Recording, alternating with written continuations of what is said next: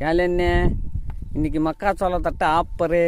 மக்காச்சோள தட்டைக்கு இன்றைக்கி போகிறோம் வாங்க. மாடு வளர்க்குறது முக்கியம் இல்லை, வளர்க்குறவன் முன்னாடி போனால் பின்னாடி வளர்கிறவங்க பறந்துட்டு வரணும். அப்படி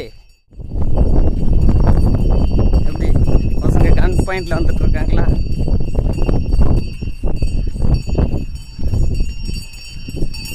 அதான் வளர்க்குறவனுக்கு பெருமை.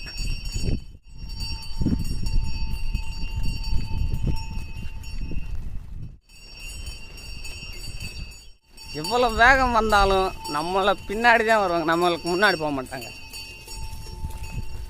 எப்படி வளர்த்தவன் பின்னாடி தான் வரணும். வராங்களா கன் பாயிண்டில்? ஃபைனலாக மக்காச்சோள தோட்டத்துக்கு வந்துட்டோம்.